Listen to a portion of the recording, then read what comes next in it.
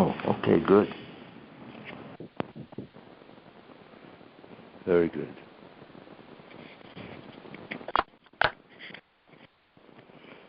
Well, next week is Purim, obviously, and Purim is really a very special day. In fact, it's funny, I had asked the question, I never really answered it. I remembered I forgot to answer it. But it's really a very important idea, So I think it'd be very nice to answer that because it does have significance in terms of this, Ador.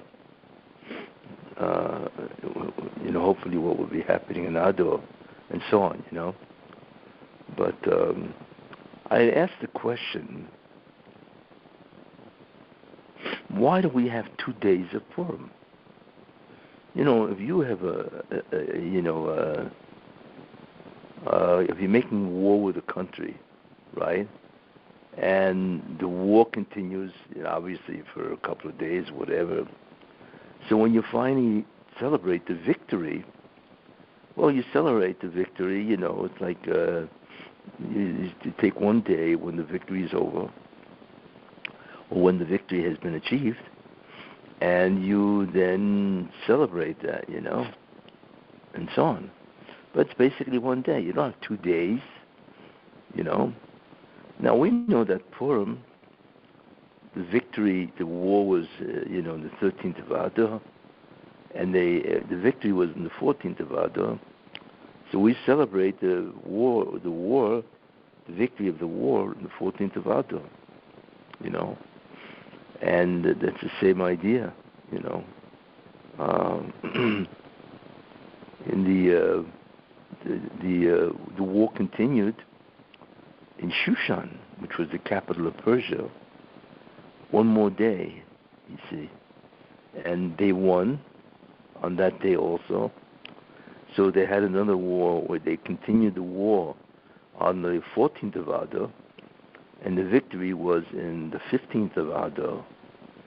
So it comes out that it's the same war, right? And the war was, like I say, same war, same country. It's just that it took the war extended, for 2 days instead of one. So Chazal decided that they want to make Purim for 2 days. And one of the days, of course, is the 14th of Adar, because that was the victory over Persia in general, right? And the second war, or rather the same war, but the extension of that war was the 14th of Adar, and they celebrated that victory, right, in the 15th of Adar. So they decided that they're going to make 2 days. One is going to be the 14th of Adar for all those cities, right, that had the victory on the 14th of Adar, and they're going to celebrate the 15th of Adar, and they're going to have that victory, right, on the 15th of Adar. So the question, of course, is why? Why make 2 days just because the war extended to another day? So you make 2 days? I mean, I'm sure those people who love to drink, they would appreciate that, because it means another day of Adaloyoda, where you have to get drunk to the extent, right, where you don't know the difference between Baruch Mordechai, blessed Mordechai, and Oro Haman, curses Haman. So when you reach the state of being inebriated, right, that to that extent, right. So as a result of that, you have another day. So the question is, why did Chazal do that? And not only that, but they also said that, well, Shushan was a walled city. You see, so they said that any town in Israel that had walled cities, or actually any town anywhere that had a walled city, like Shushan, would also celebrate it on the 15th of Adar and not on the 14th. So that's the question. Why do that? Why make 2 days? Now, so what are we going to assume? That the rabbi just did it? Another day of celebration? And since Shushan, which was the capital of Persia in those days, right? Just because they did it on 2 days, does that mean we have to have another day of celebration? Doesn't seem to be a valid reason, to justify having 2 days. Not at all. So we really have to examine why. And the truth is that the reason why is a very profound idea. And what it does is it tells us what the victory really is. You see, because people would say, well, the victory obviously is what? Is a rescue. The Jews were destined to die, all of them, because that's what Haman wanted to do. He wanted to kill all the Jews, which itself was incredible, right? He wanted to kill all the Jews. And as a result of that, they fought against the Persians. So one major part of the war is Persia itself. And remember, Ahasuerus had 127 Medinas, and 127 countries that was under his subjugation. He was an incredible ruler. I mean, really, he ruled the entire world. In fact, historically, the last time that the Jews were under one king, so therefore that gezerah is possible, right? Where all the Jews are under one king, and therefore they could be killed with one gezerah, was Purim. That's it. After that, the Jews were spread out all over, right? And therefore, as a result of that, you couldn't kill all the Jews because they were spread out into many different kingdoms. But the last real kingdom that they had that was under one sovereign king was Persia. Persia was a world-class ruler, you see. So that's the real question. One, why make 2 days? Just because they extended the war, so what? And what's the significance of a walled city? I mean, what are they doing?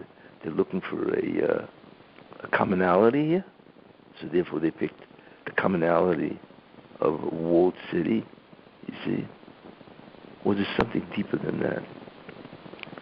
And what I want to bring out is what the real Hatzolah really is. What is the real rescue? Because ostensibly, Purim looks like a rescue of the Jewish people, right? Looks like a rescue. They were doomed to die on the gezerah of Haman and Ahasuerus, right? And all of a sudden they were saved. So they were saved from genocide, if you really think about it. You see? So is that what really Purim is about? The concept of a rescue? Or is there something much deeper, what the real war is?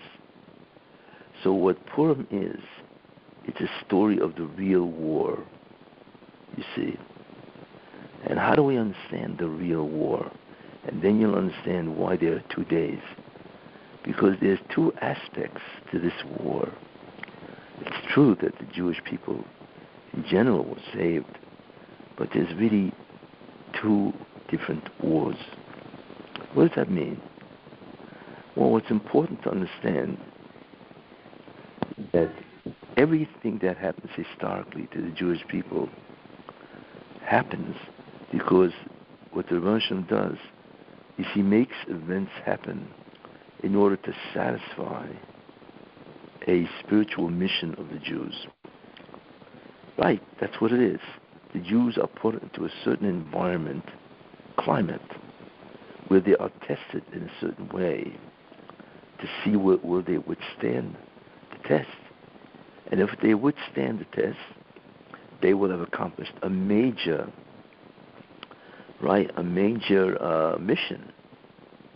You see, if they don't do it, so what the Rebbe does is he has to recreate the exact environment again, historically, later on. So the Jews are again tested to see if they would withstand that. So then God brings an incident which was similar to the first, in order for the Jews to withstand that mission, and that would be considered as if they had, done the job of being successful in accomplishing their mission. That's really what happened in Purim. In other words, the origin of Purim does not lie in approximately 400 BCE, which basically when the Persian Empire ruled the world. Doesn't lie there. It lies 800 years earlier, maybe 900. What was that? Well, what that really was is that the people in the world, right? The Jewish people in the world had a certain mission, and that's really what the Jews had to accomplish, which they failed. What was that failure? Well, it all goes to Matan Torah, the giving of the Torah, the giving of the law. Now it says that when the Jews were given the Torah, so they answered Naseh v'Nishma. They said, we will do Naseh, and then v'Nishma, then we will understand. So what the Jews did is unusual. They agreed to a contract between them and God, even though they didn't know what was in the contract. I mean, nobody does that.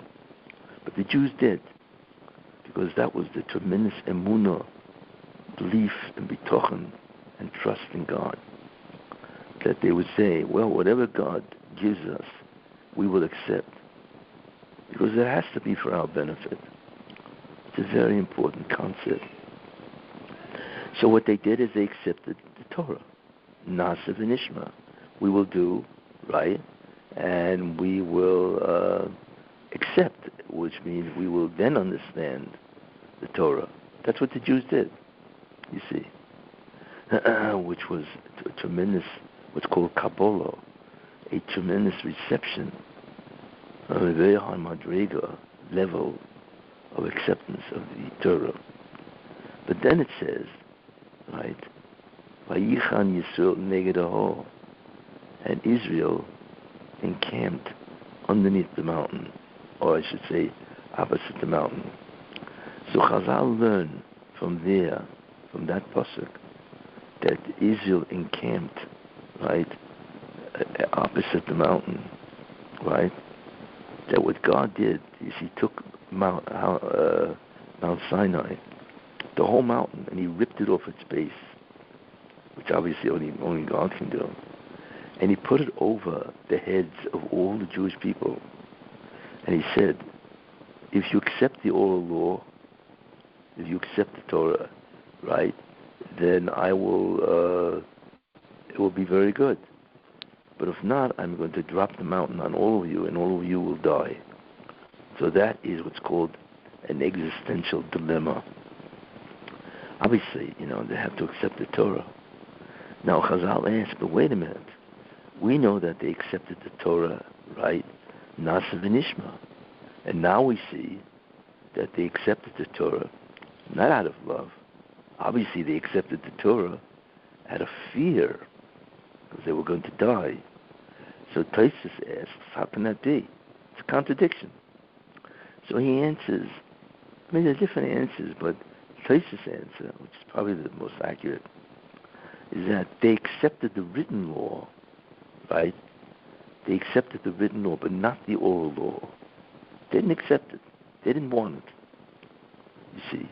So God said, nope, you must accept the oral law as well as the written law, because the oral law is the explanations of the written law, and also an enormous amount of details which are in the written law. So God said you must accept that. If not, then all of you will die. So that's what they did. So when it says that he put the mountain on top of them, right? He put the mountain on top of them. They accepted the oral law at that moment also because of fear of death. Taisus answers that. That's why it has two different opposing verses. You see. Now what that means basically is what? Is that part of the Torah was accepted out of love, but part of the Torah was completely rejected. It was rejected, And God said, you must accept the oral law. Now we could say, wait a minute, the Goyim could say also the same thing, right? The Goyim could say, well, had you forced us to accept the Torah, we also would have accepted the Torah, but you didn't. You gave us free choice. So you gave us free choice. We rejected it. So why didn't, the Goyim could say, why didn't you do that to us, where you would force us to accept the Torah? Very valid question. Goyim could say that. So the answer, obviously, is had they rejected the written law, then God would not have forced them. It would have moved on for some other nation to learn the Torah and do the mitzvahs. You see, because if they rejected the written Torah, then He's not going to force them to take the oral Torah. However, since the Jews accepted the written Torah, so then God said, nope, you accepted the written Torah out of love, you must accept the oral Torah, whereas the Goyim never accepted the written Torah at all. In fact, there's a whole midrashim that God went around to the different nations of the world, right, and they rejected the written Torah. So God said, well, if you reject the written Torah, then there's nothing to talk about. Then I'm not going to force you to take the oral Torah. Because the whole concept of a written Torah you guys don't understand. That's why God forced them, compulsion, to take the oral law. That's the difference. You see. In any case, so the question is, wait a minute, but that is what's called a pagam. That is called a defect in some type of spiritual mission, necessity. Because part of the spiritual tasks of the Jew is to accept the written Torah as well as the oral Torah, not just the written Torah. And that brings a tremendous tikkun to the world. It brings a tremendous rectification to the world. And it brings down tremendous Kabbalistic spheres where the world now achieves a tremendous validation because the Jews accepted everything. But since the Jews did not accept the oral Torah, then they are deficient in the acceptance of the oral Torah, which is very, very bad. You see, it's a tremendous defect in part of the tikkun, the reconstruction of the universe, of the whole Bria. So therefore God said, because you did not accept the oral Torah, I'm going to set up a historical event, right, which is very similar to Matan Torah, right? And again, you will be tested. And in that time, you will accept the oral law, you see. So God created a situation which only He can do, in which the Jews would come to learn their tremendous error of thinking. So the question is, what kind of a historical event would that be? Well, in order to answer that, you really have to think about, well, why would the Jews reject the oral law? I mean, if they accepted 613 commandments. Why would they reject the oral law? You see? So the answer to that is very interesting. Because the Jews in those days failed to realize that laws are made for two reasons. Okay? Laws are made to benefit society. Civilization needs to exist. So therefore they need laws, rules, regulations in order for society to exist, in order for people to get along with each other and be able to live together with each other, right? They need laws. Therefore, Western civilization basically is a nation of laws. And through laws, the mankind can regulate themselves and live in peace and harmony, you see. But laws are made also, besides the preservation of society, right? Laws are also made to achieve a spiritual mission, right? A mission where you are commanded to achieve certain spiritual necessities. The problem was in those days, what did the Jews say? Here's what they said. We could understand, why you have many, many mitzvahs of the Torah, right? We can understand that, right? Because the Jews are a spiritual people. We have a spiritual mission, right? To believe in God, to believe in His sovereignty, right? And to do the mitzvahs. And that will get us into Olam Haba. Well, those laws are not laws to allow you to exist, right? In that sense, civilization to exist.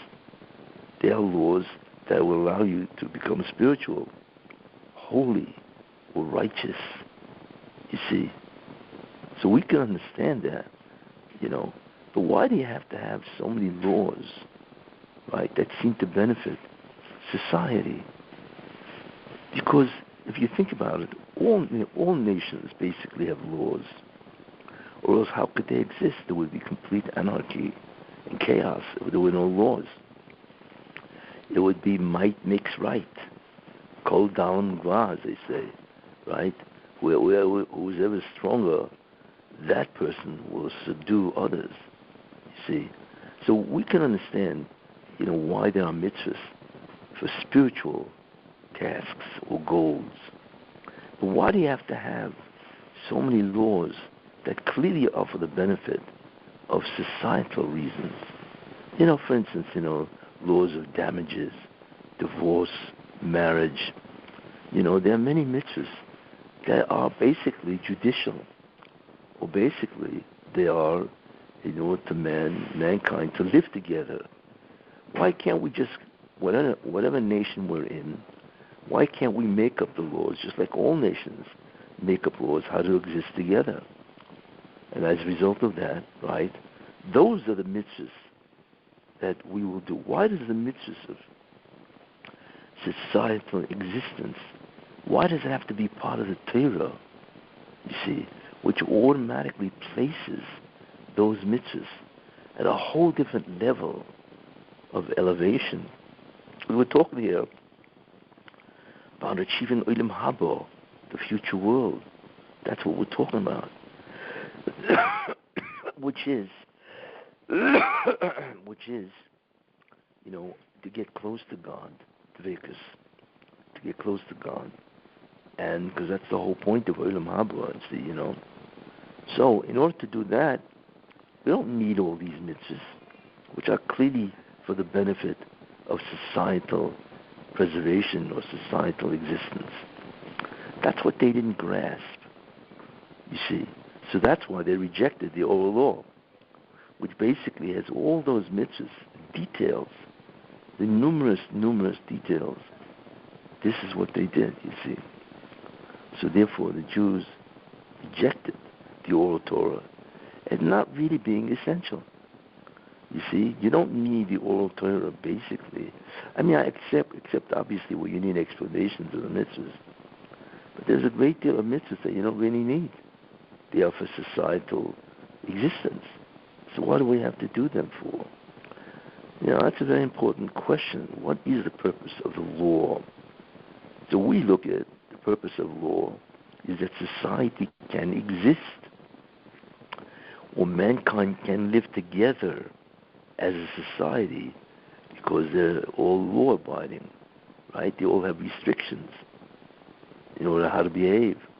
You see, why do we need so many mitzvahs in the oral Torah?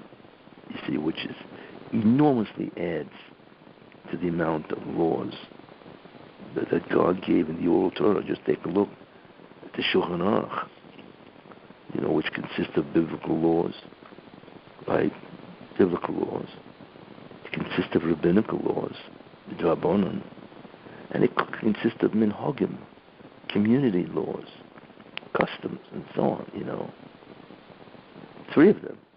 That enormously adds to the Shulchan Aruch, enormously.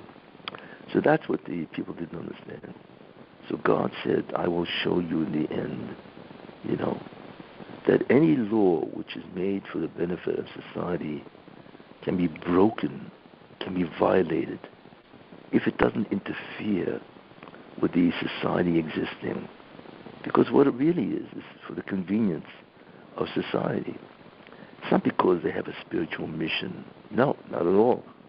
You see? The purpose of the laws is society to exist. And by the way, that's called legal. American law is not just. It's legal.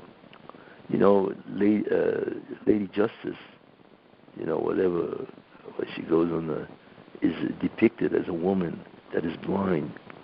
So it's supposed to be that you're not supposed to look at the litigants, right? You look at the cause. See, you look at what's right, just.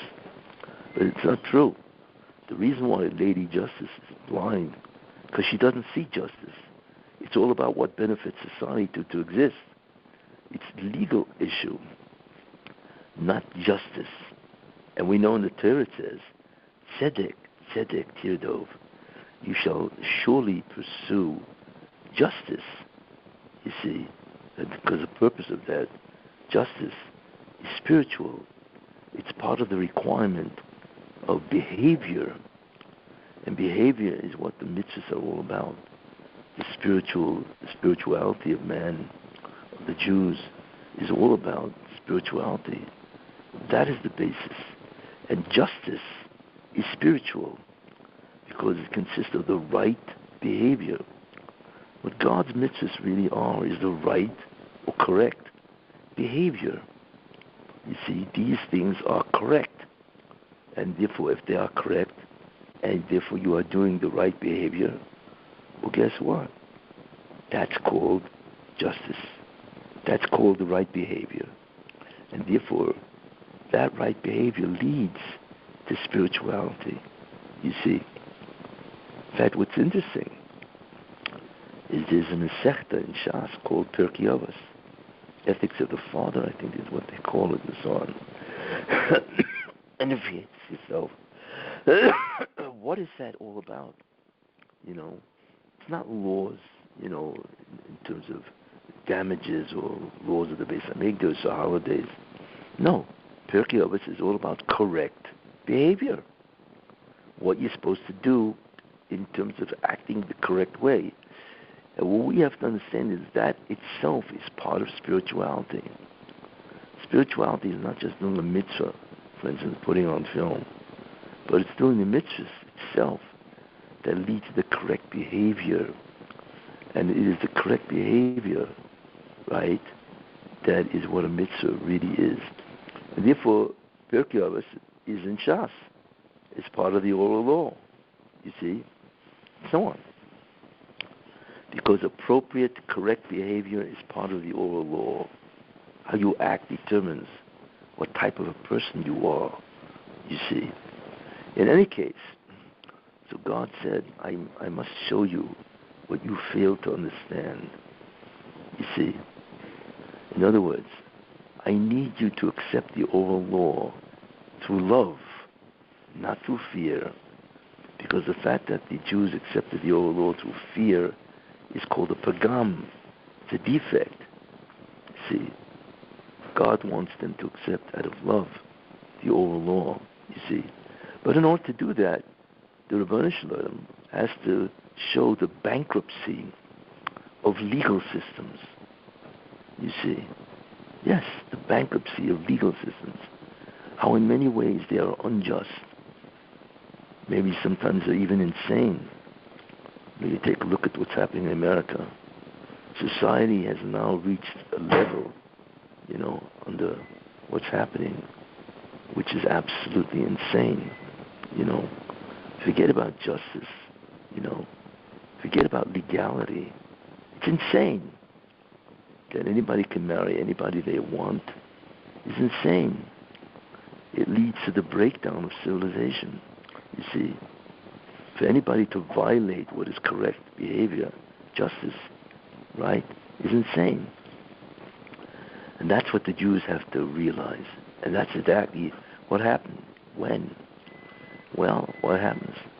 Ahasuerus meets with Haman. And Haman wants to get the Jews killed, all of them. Genocide. You see. So what he does is he meets with Ahasuerus. And he says, what do you want with these guys?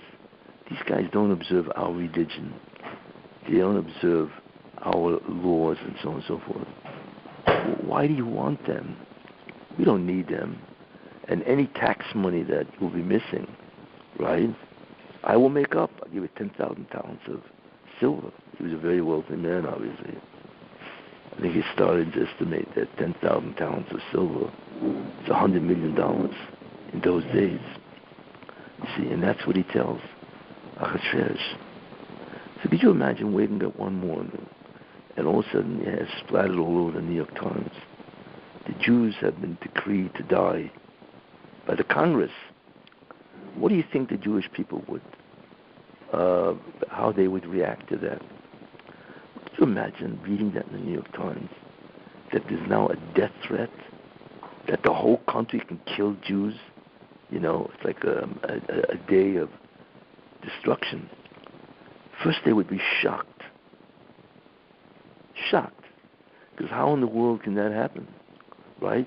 America is a legal country. America is a country that says that they observe the laws. So how in the world can they kill the Jews merely because somebody said, well, I'll give you cash. I'll give you a lot of money for this. Whatever happened to justice? Forget about legal. Where's the justice? So America would be shocked at this complete abdication of justice, you see. And then they realize, of course, because the only real system of governance, right? The only real system of governance is what? Is the oral law. See, what they realize is that if you're not spiritual, then you're a chaya, you're a behemoth, you see, because you can do away with all kinds of laws if they don't suit your purpose. You see, that's what they realized. Why would a king, the story of the Megillah starts off with the Seudah. What greater way is there to demonstrate that the Jews were loyal citizens of Persia? They were patriots, loyal citizens, right? They paid their tax, observed the laws. That's what they did. They were very good. I'm sure they were very integrated in the business climate of Persia. Yet all of a sudden, because Ahasuerus is offered, right, some type of argument, you see, and money, he wants to commit genocide? What kind of a mashigana is this? That's what they realize. And what is the origin of this insanity? The origin of the insanity is the basic fundamental idea of the laws of civilization, that it's convenience. It happens to be that it will enable us to live as a society, you see. But don't think that this is the right behavior. No. That even the laws of justice has to be what? It has to be justice, even those laws, right? And not because it benefits society by allowing them to exist.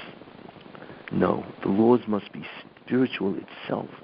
Even those laws that benefit society have to be within the rubric of existence, you see. That's the only way to do it. If the laws do not meet the ends of what? Of justice and spirituality, holiness, righteousness, then it's worthless. Because they can be abrogated, as they say. They can be abrogated any time, at the whims of anybody. That's what they realized. And where do we see that? Because it says a pasuk, La Yehudim Ha'isa Oira V'Simcha.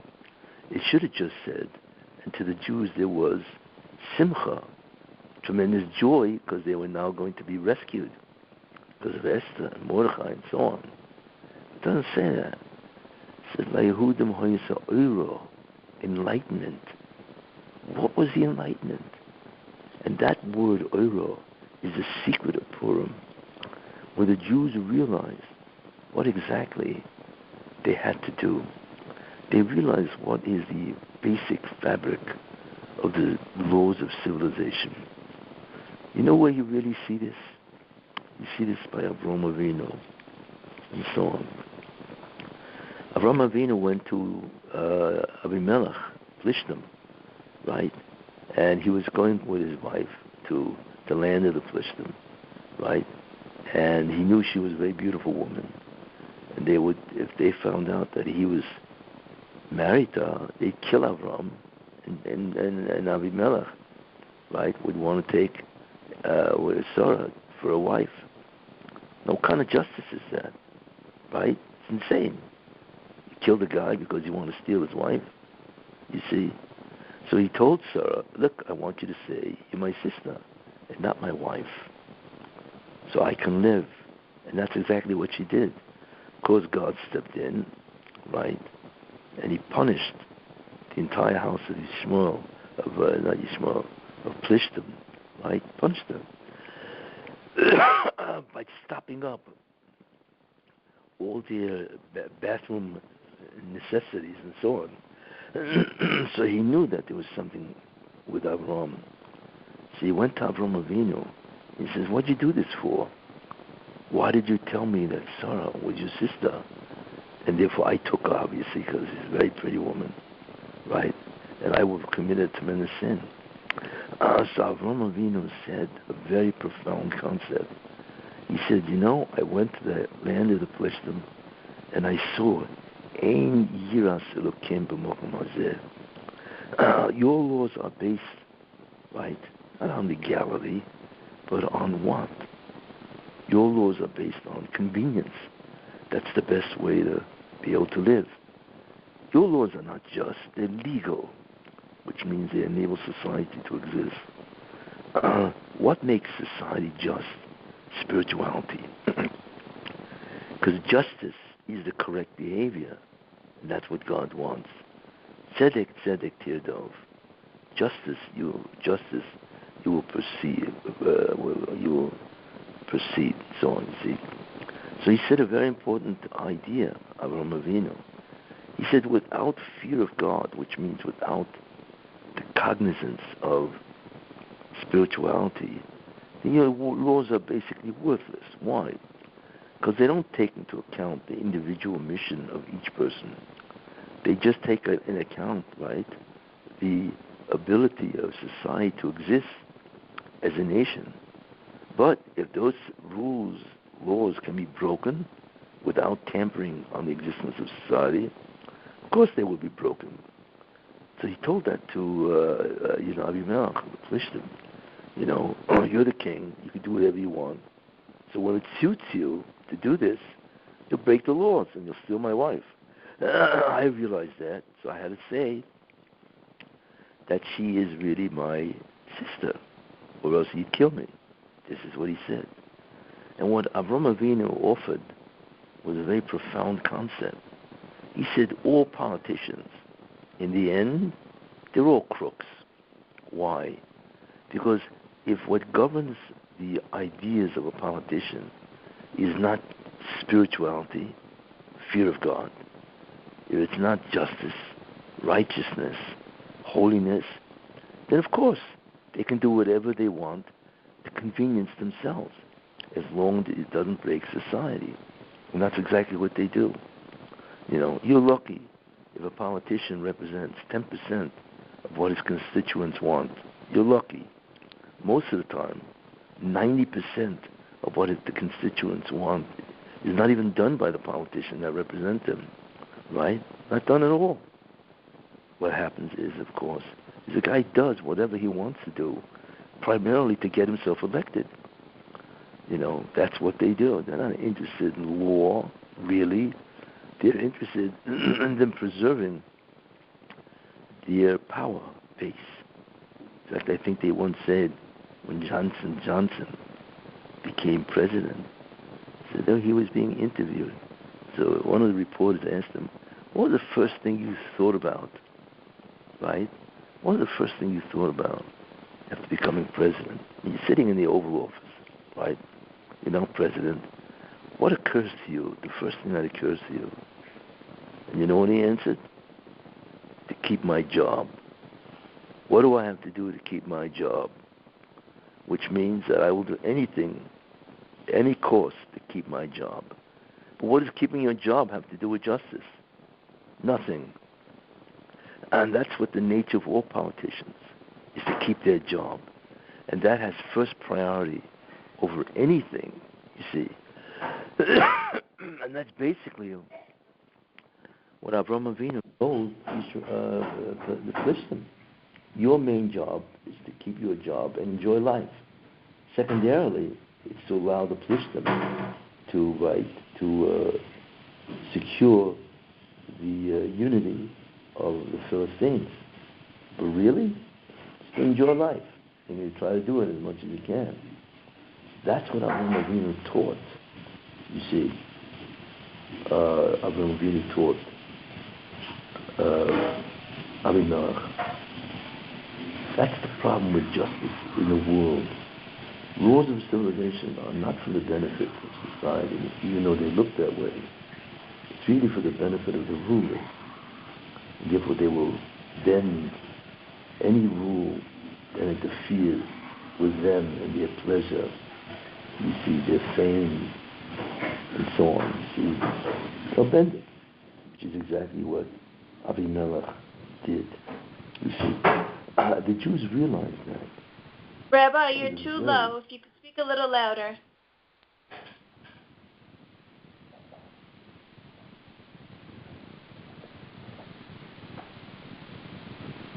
Rabbi? Yes. Yes, you're too low. We can't hear you. How does it sound now? Much better. Continue. Thank you. Better? Is it better? Yes. Yes. Okay, Much good. Well, I'm also speaking a little lower or whatever. Anyway, this is the main idea of Purim, the realization of what life is really all about. The essential idea of life is the correct behavior. And the correct behavior is always about spirituality. And in spirituality is included all the correct behavior.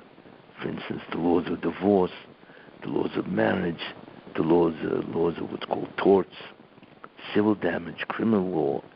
All of this is all part of how to conduct yourself in a way which is very important, you see. That's all part of spirituality. It's not just to benefit society, right? And then spirituality is a whole different set of laws, observing Shabbos and so on. All of it together form the basis of Ruchnius. And that's what they didn't realize, and then they finally did realize. And that's why Chazal say, Kimu v'kiblu. In Megillah it says, Kimu, they fulfilled, kiblu, and they accepted. So Chazal say that means they fulfilled that which they accepted previously out of fear, they now accepted with love. So therefore that was a tikkun of the defect, pagam, of not accepting the oral law. You see, and that's what they did. And that was a major defect. And that's why what's interesting is, after all of this, after Haman, you don't find Haman or any of the Amalekis ever again basically rise except by Hitler, Yamach Shemai, by Hitler, what he did and so on.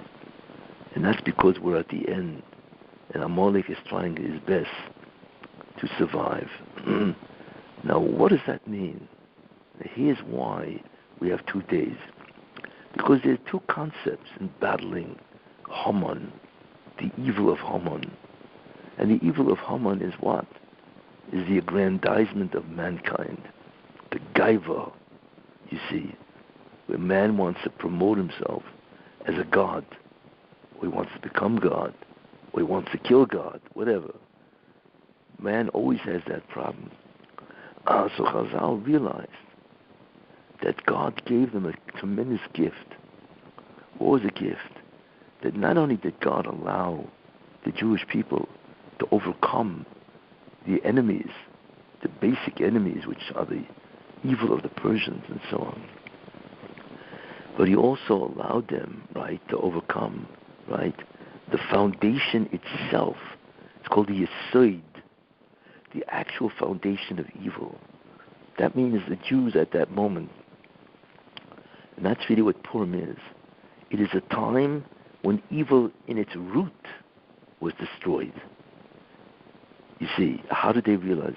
Because God gave them the ability to repel the invasion of Persia in general, all over Persia. But he especially gave them the ability to reject Haman, which is Shushan. Shushan is what? Is the capital of Persia. So what the Russian did is amazing. He gave them the ability to reject the evil. You see, the root of evil, the foundation of evil. And they realized that when God allowed them another day to kill the root of evil, so not only did God allow them to destroy or reject or repel the basics of evil in the sense of people, but he allowed them to destroy evil itself, and that is the destruction of Haman and his 10 sons. You see, they're not just evil, they are the quintessential idea of evil. And in the end, that's really what the task of Purim is, that we went to war against evil incarnate itself. You see, and as a result of that, God gave us 2 gifts. One is to destroy evil in general, and evil, the second is evil at its very foundation itself. So they realized that, and therefore they said, well, the victory of Shushan is different than the victory of Persia. The victory of Persia is where the Jews have conquered evil, you see. But who says they conquered the root of evil, or the foundation of tumah, of evil? But the fact that they killed all the 10 sons of Haman, including Haman, and all of them, right? That itself tells you, right, that God gave them the ability to kill evil at its root, at its very core. You see, very interesting concept. So they therefore decided that they have to make a holiday just to destroy the roots of evil, you see, which is Shushan Purim, you see. And they made it where it was a walled city, because a walled city is representative of headquarters. Right? Headquarters of any place always has surrounded by security and so on. So therefore they realized that the ability of the Jews to kill Haman and to kill many, many people in Shushan itself is representative of the gzera of the Jews against evil in terms of the foundation of evil. That's why we celebrate 2 days. One is for the destruction of, in general, evil. All the peripherals, all the satellites of evil, those people that want to harm us. And He also allowed us to destroy the root of evil, the nest itself, and that is Haman, right? And that is Haman and his 10 sons. They were all destroyed, you see. So therefore Chazal said, okay, if that's the case, we have to have these ideas in terms of a celebration of Purim. So what's important, Purim is not just about Hatzalah, which is rescue or salvation. The real concept of Purim is like Yehudim Hayasa Eira. To the Jews there was Eira, right? There was enlightenment of what the true nature of not just the mitzvahs, but the true nature of all mitzvahs, which correct behavior, you see. So therefore everything has to be understood, even civil laws or criminal laws and so on.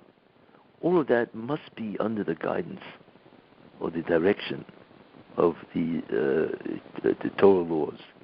And that's what they realize. You can't reject the old law, you see, because it's all part of what the Jews have to do. And all of that is ruchnius. All of that is spirituality. You see, that's really what Purim is all about. And that's why we have 2 days, which is interesting. You see, in fact, when you think about it, the major idea here is what? Shushan Purim, right? That's why Shushan Purim, which is the 15th day of Purim, right, is of special significance, right, in the holidays of Purim, you see. And that's why Lo Yavo, it says, and it will not pass. So they learn that you cannot have the reading or the celebration of Megillah after the 15th day of Adar. Why? Because the 15th day of Adar is the quintessential victory over evil itself, you see. And that's the significance of the second day of Purim. And that is why we celebrate it, you see. Because in the end, that's really what we have to do. We must uproot evil in general and uproot the foundation of evil itself, you see, by recognizing that all the laws of the Torah is part of the spiritual mission of the Jewish people. And it's not just a mitzvah that's obviously a mitzvah. It's all the laws of the Torah itself. You see, that is really what the Torah is teaching us with Purim. And obviously it was so important that Chazal said we want a second day. So now you know what the really essential idea of Purim. It lies in the second day of Purim, which is not an accident. You see, it's a record of the destruction of evil at its root, which is the destruction of Haman. How does it affect us today? Well, we are in the month of Adar. Adar is a very holy month because it's an essential reflection.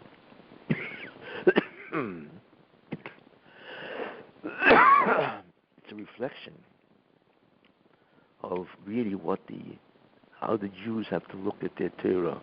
You see, like Yehudim Hayasa, they were tremendously enlightened, and therefore they accepted the old law out of love, which was a tremendous tikkun, rectification of the pagam, the defect that they did 800 years before. It's interesting.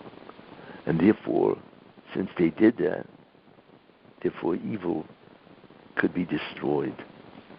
So it takes the realization of the importance of what the nature of Judaism is.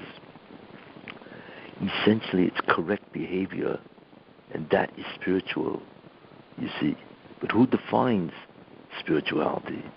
But who tells us what is spiritual? Who tells us what's correct behavior? And the answer is Torah. Everything that Torah is all about, correct behavior. And that's what the Jews realized. And what's interesting, I find, is that after the story of Purim, you never find really that they were able to, that Haman was able to come back as an Amaleki.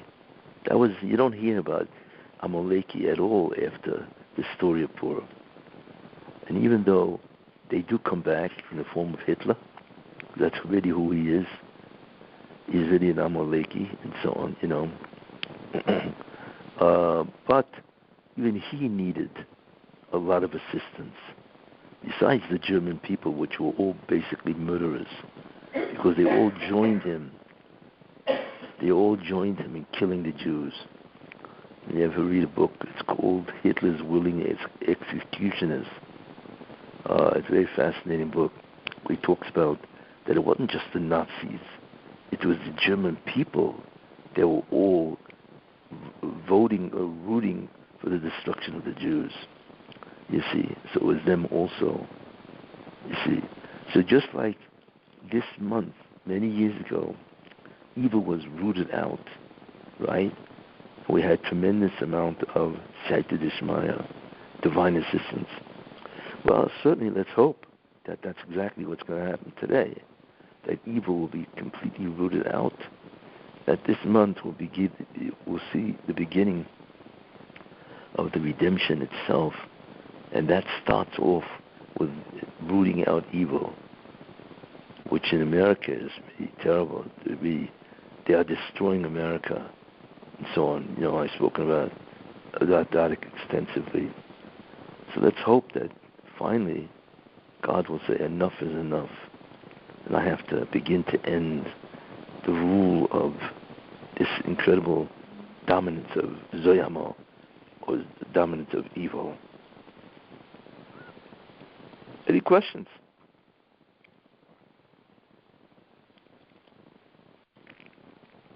I have a question. So, is Sure. there a pattern with the way Hashem... Is there a what? Is there a pattern with the way Hashem destroys Amalek, that he always puts them in such a high position to then fall down? Well, as they say, the higher the rise, the greater is the fall. Right? And that's what he wants to do. If they never achieved any significant stature, big deal. But when they rise to such an extent and they are utterly destroyed, you see, then the lesson to be learned is tremendous. In fact, that's one of the reasons why in the end of time, evil is completely dominant in the entire world. That's what happens. Why? Because that's one of the ways God displays his ultimate power and might. You see, because if God would destroy a person of small stature, okay, so God is powerful, right? But if God destroys a kingdom, or if God destroys one of the most powerful men of all, Haman, right? And who would believe that the guy was killed in one day from the time he went into Achashverosh? Achashverosh is, he asked him to, what would he do to reward a person that a king wants to reward? And of course he picked himself, which of course is insane, to arouse the suspicion of a king, especially a guy like Achashverosh, who anyway wasn't a legitimate ruler of Persia. He wasn't. He wasn't legitimate because he was not royalty himself. Just he took over. In any case, so that's what happens. So God displays His awesome might by raising these guys to the top, and all of a sudden, in one fell swoop, wiping them out. What is that? What greater demonstration is that of the might of God and the awesome potential of what God can do. I mean, think about it. Haman was killed. From one day, 2 days later, he was hanging from the rope. Would anybody ever predict that his end would be so abrupt? No. It's impossible. Yet if the Rebbe wants, in one day, the man went from the top to the bottom. So that is a pattern that God displays his awesome might by elevating the enemy, or the tumah, the zoyamo, to the nth degree, and then in one shot, you knock them out. So that is a pattern that displays, it's a majestic display of his incredible rulership and dominion of world events. You see.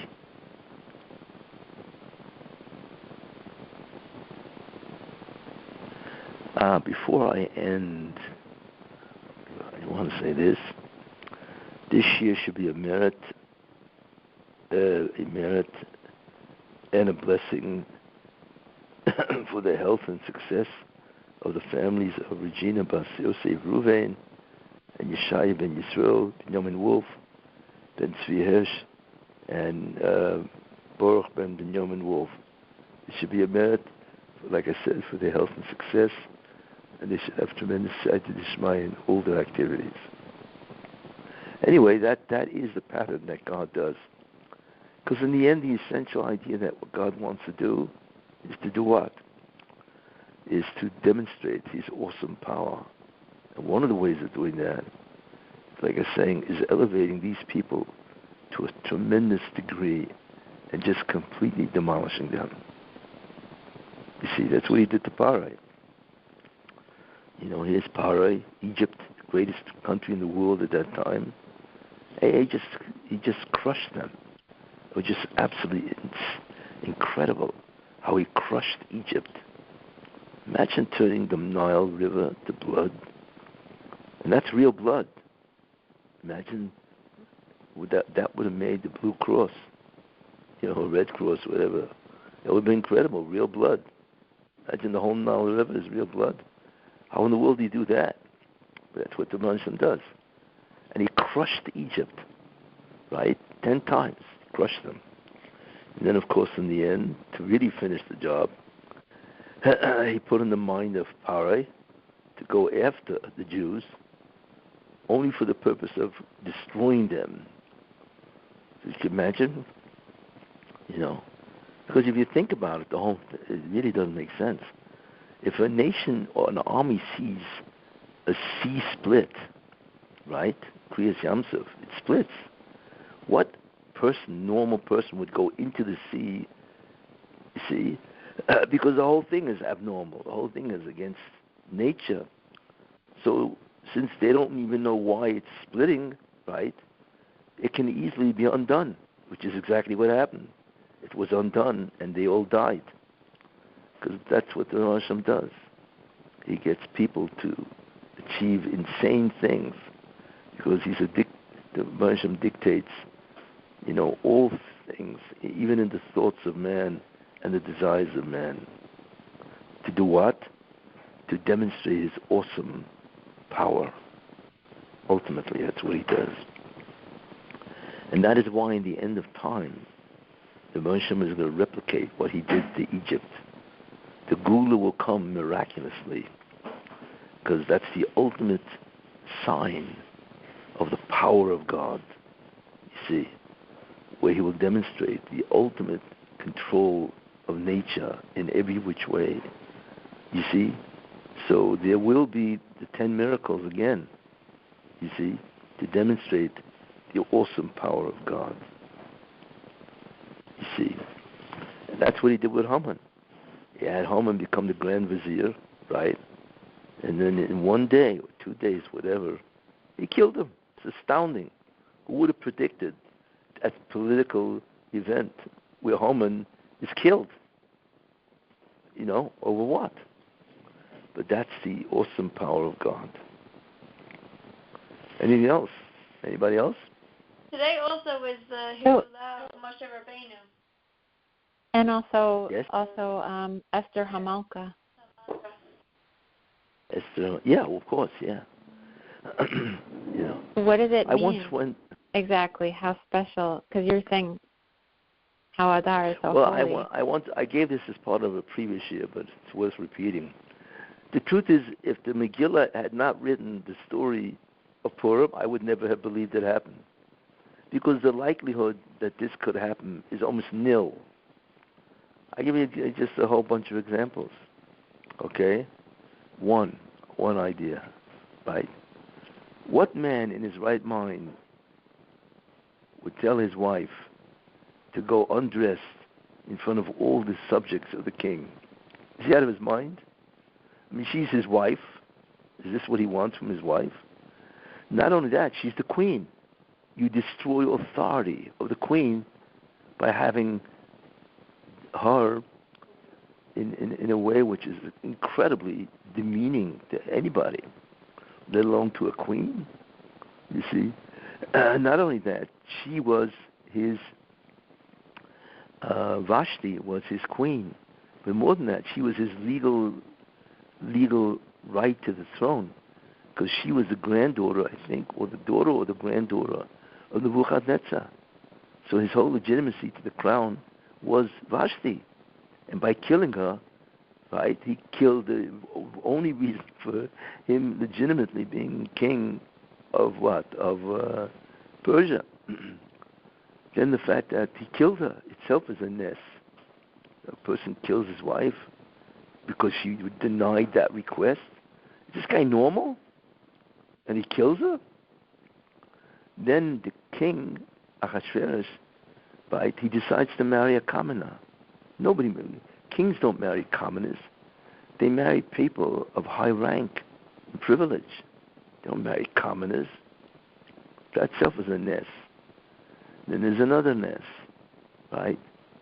What king has a beauty contest? What kind of insanity is that?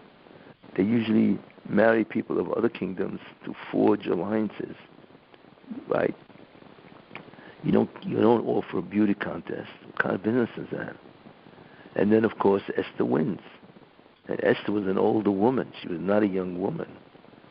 In fact, the Gemara says that she had a green complexion. But in any case, which is fascinating and so on, So Esther wins. Imagine, I think she was 70 years old. You know how many women she vied with in getting his, winning the contest? I mean, you would have given her a 0. No bookie would have taken her bet in Las Vegas, I guarantee you. Yet she won, right? And then Haman rises. Of all the people in Persia who want to rise in prominence, he rises. That itself is incredible. And then Bigsun Viserys, 2 Persian gods, that Mordechai happens to be exactly in their place. He listens, he knows the language, he listens. What, as they would say, what luck, right? That he was at the exact place, at the exact time that they were talking about the plot to kill the king. And then you have, of course, right before the party that Esther wants to make, he can't sleep. You see? Wow, king can't sleep. And that was very important, because that set up the whole concept that he would have to be demeaned. Haman would have to be demeaned, right? And then, of course, he can't sleep, right? So what does he have to do? So what do you do when you can't sleep? You take out the Chronicles of Persia, and you read it. You mean you got nothing better to do but read the Chronicles of Egypt? And, of course, the other miracle is it opens up to the exact page where it says that he never rewarded. Now, that itself is insane. How could that be? How could a king not reward a person for saving his life? It's incredible when you think about that. Yet the Moshe made it that he wouldn't save his life, and therefore he would owe him a favor. Right? And then, of course, Haman comes up with a suggestion. Well, of course, the guys should wear a crown, the royal garments, and the royal horse. Is he insane? You never arouse the suspicion of a king, because they're always worried that somebody's going to kill them, take over the Malchus, the kingdom, right? So that was the worst possible suggestion that he could do, right? that Haman can do is arouse the suspicion of the king that he wants to take over, right? Then, of course, Mordechai was the enemy of Haman. Right? He ascends. Not only does he ascend, but Haman, who was trying to destroy him, descends. Right? It's incredible. I mean, look at this. What kind of story is this, You see? And because of that, he was tremendously embarrassed. And he already began to fall in the eyes of the king, because he took Mordechai through the streets. You see? And then he couldn't wait. So she gave him advice, right, his wife. Well, build a gallows 50 amas high. The guy couldn't wait until he got the decree. He had to build it now, which was very important, because since it's already been built,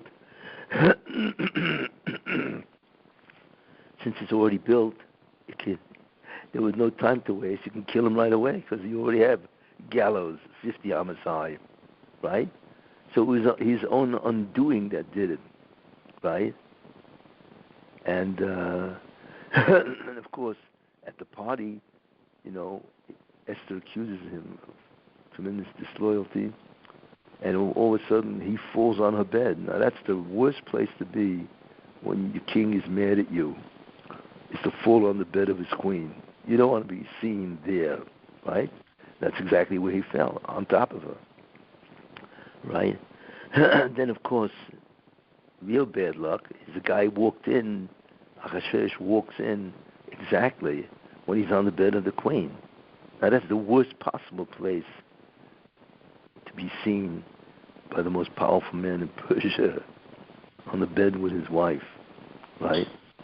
Then, of course, you had Charvoina, who informed the king. By the way, a guy built 8 gallows 50 amas high. It's just a series of events is astounding. You see, and then, of course, after this, Haman is hanged. I mean, this is the second greatest man in Persia. The guy was hanged in 2 days. Unbelievable. Talk about a change in luck, right? And then you have, of course, Mordechai rises. The Jews are saved, but it's more than that. He's saved, and that allows, them to build the Beis Hamikdash. I mean, when you look at each one of these events, what was the probability of these events to happen? There is no probability. Maybe one thing could happen, but not a whole series of events, which is incredible. But that's what the Moshe does. He will make things happen, that incredible Hashkafa protest that only he could do. You see? And that's also what they realize.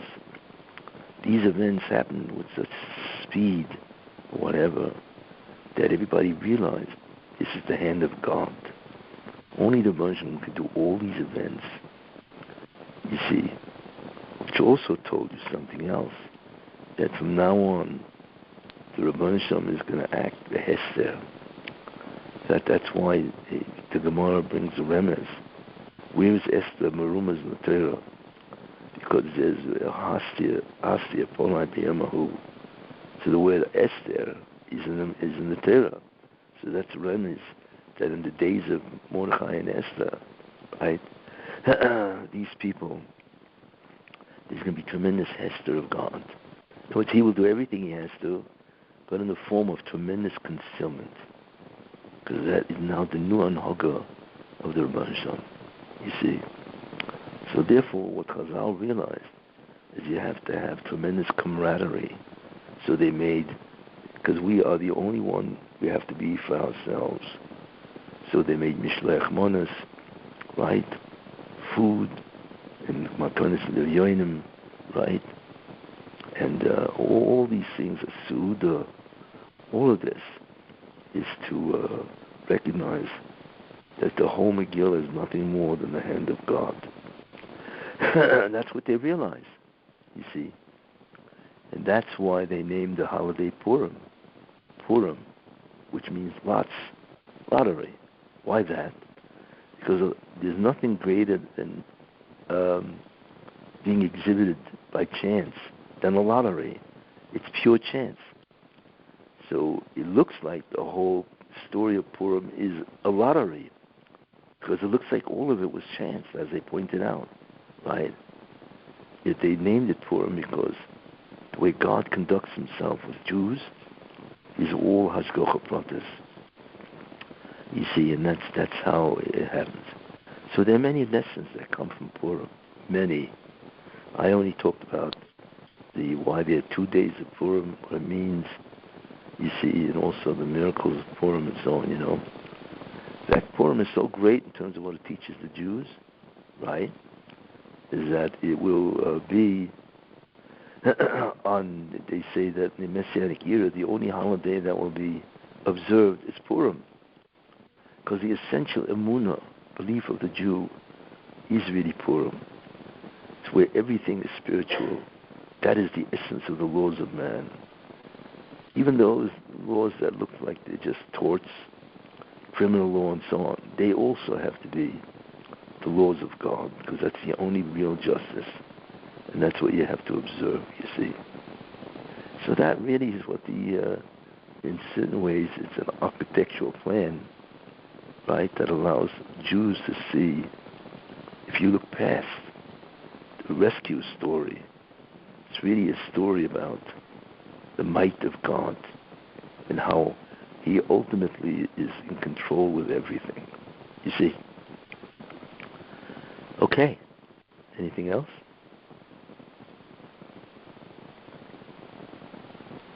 Thank you, Rabbi. Okay. Great. Thank you, Rabbi. So, yes.